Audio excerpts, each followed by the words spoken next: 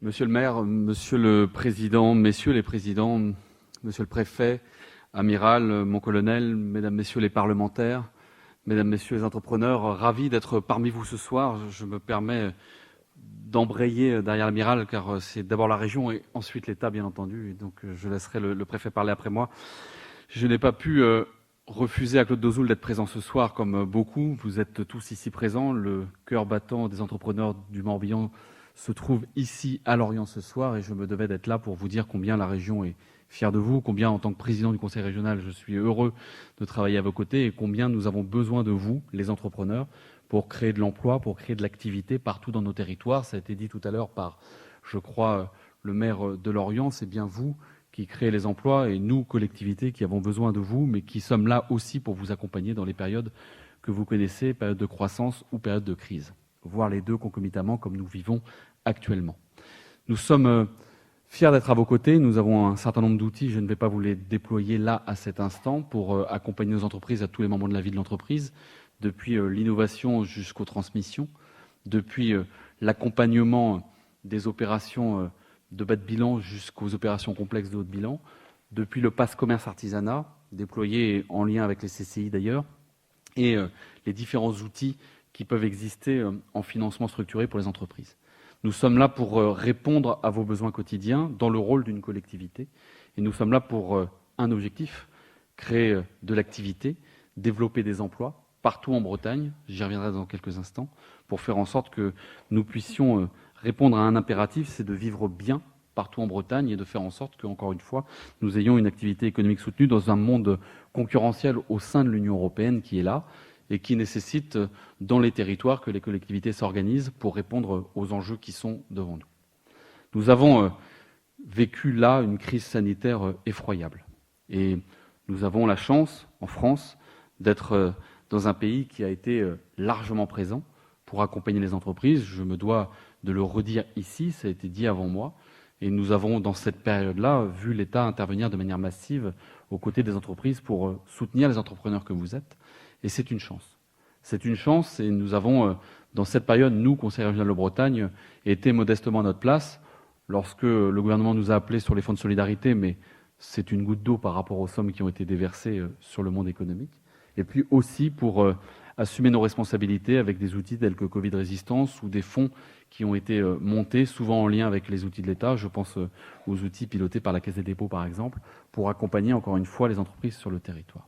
Maintenant, nous devons penser à la suite. Nous devons penser au redémarrage, même si, encore une fois, les outils productifs ne se sont pas effondrés, même si nous avons vécu finalement comme dans une période en manque d'oxygène et que les fondamentaux revenant, nous voyons un redémarrage très massif se produire partout en Bretagne et bien entendu ici, Fabrice l'a dit tout à l'heure, en Morbihan et à Lorient, de manière encore plus forte encore qu'ailleurs. Dans ces moments-là, nous avons à nous organiser et à faire équipe, à faire PAC. D'abord parce que nous avons des enjeux considérables qui sont devant nous. Certains ont été évoqués il y a quelques instants, des enjeux de formation, des enjeux d'accompagnement de l'innovation, des enjeux d'infrastructure. Et sur tous ces sujets, la responsabilité qui est la nôtre, c'est de jouer collectif. Jouer collectif entre le bloc communal, et ici, à Lorient Agglomération, nous savons, je crois pouvoir le dire, cher Fabrice Loher, travailler en commun parce que nous avons des sujets communs qui ne permettent pas d'être flous, les sujets du port, les sujets de l'aéroport, les sujets de mobilité, les sujets d'aménagement de la ville et de son lien entre la ville elle-même et son port. Tous ces sujets nécessitent, en lien avec la CCI, de travailler de concert pour répondre aux interrogations des entrepreneurs, mais aussi en lien, bien sûr, avec le département, car de grands enjeux sont devant nous. Quand on parle logement et bien vivre dans nos territoires, quand on parle insertion de celles et ceux qui ne sont pas encore dans l'emploi, quand on parle envie de redonner goût au travail, envie de former celles et ceux qui sont encore éloignés du travail, nous voyons bien que là, c'est un pacte très large, depuis le bloc communal jusqu'à la région, en passant bien entendu par l'État, pour faire en sorte que nous soyons capables de relever ces défis qui sont considérables. Considérables pour vous, considérables pour nous, finalement considérables pour la société. Et c'est cela l'enjeu qui est devant nous. Alors il y a des moments d'agacement, des moments d'énervement, des moments de débat très forts, et puis il y a des moments là où tout le monde peut s'orienter dans le même sens, au sortir de cette crise, pour trouver des solutions, chacun dans nos domaines de compétences, mais en synergie les uns avec les autres, et avec vous, les entrepreneurs.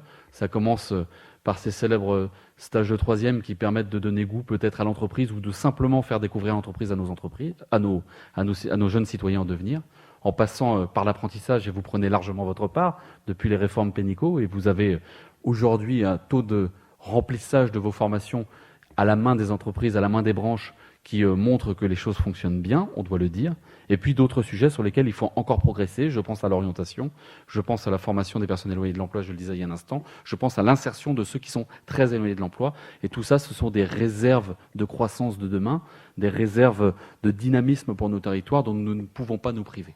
Et puis il y a le logement. Il y a le logement, et là aussi ça a été dit, hors de question de vivre une Breise Riviera qui consisterait juste à accueillir des gens en vacances, en retraite ou de temps en temps en week-end.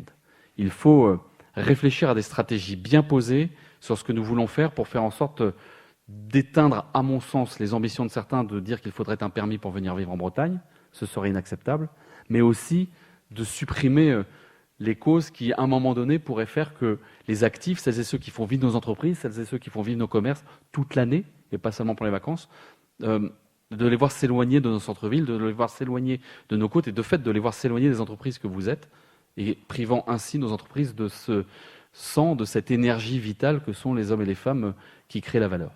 Nous avons donc des enjeux importants et je le redis, nous ne pourrons les traiter qu'ensemble, avec des solutions innovantes, avec des solutions à inventer, avec des solutions sur lesquelles on a commencé à travailler et je ne vais pas les décliner là aussi parce que sinon je vais y passer trop de temps.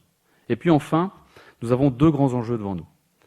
Deux grands enjeux, un sujet sur la transition numérique qui reste d'actualité. On en parle un peu moins avec cette crise, mais nous voyons bien que les consommateurs d'une part et les grands donneurs d'ordre d'autre part sont en train de modifier leur comportement. Il faut qu'on accompagne toutes nos entreprises sur ces transitions numériques.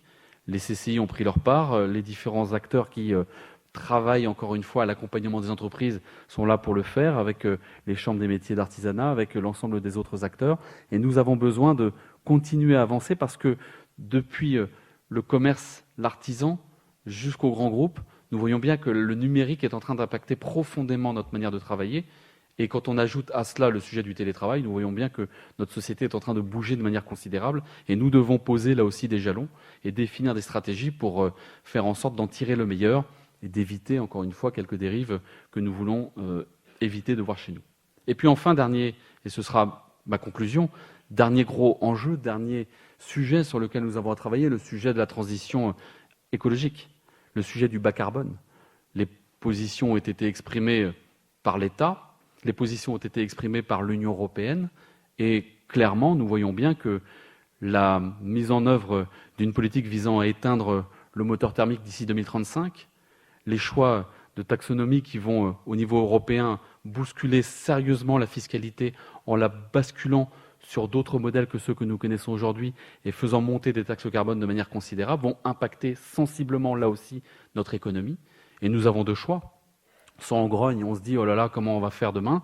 Soit on se dit nous avons des opportunités extraordinaires sur l'hydrogène, sur les éoliennes en mer, pour pouvoir préparer ce monde de demain avec l'ensemble des acteurs qui sont ici, avec les fonderies de Bretagne, avec toutes celles et ceux qui préparent cette économie qui doit rester chez nous, qui doit être nécessairement productive, nécessairement intense et nécessairement inclusive, et bien entendu, débarrasser du carbone fossile pour faire en sorte que nous puissions continuer à vivre sur cette planète. C'est un enjeu considérable. Chacun en a une part, chacun en a quelque part une clé, et c'est en avançant en PAC, en avançant en breton, que nous trouverons les solutions pour préparer l'avenir. Moi, je suis très confiant, très enthousiaste, très ambitieux pour l'ensemble de la Bretagne et bien entendu pour le Morbihan et le Pays de l'Orient.